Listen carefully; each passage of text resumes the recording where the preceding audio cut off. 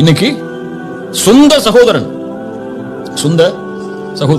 தன்னோடு பிறந்து ஒரே வீட்டில் ஒரே படுக்கை அறையில் படுத்து ஒரே விதமான வளர்ப்பில் வளர்க்கப்பட்ட அத்துணை ஆண்டுகள் வளர்ந்த சகோதரர்கள் இன்று பேசுவதில்லை.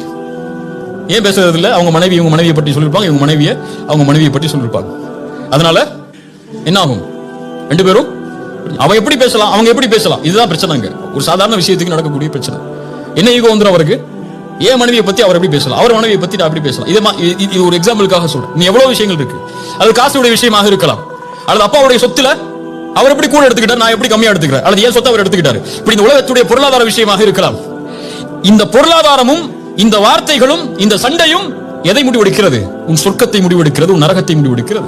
உன் மனைவிக்காக உன் குடும்பத்தை பகைத்தால், உன் காசுக்காக உன் சகோதரன் நீ பகைத்தால், உன் காசும் உன் மனைவியும் உனக்கு நரகம்.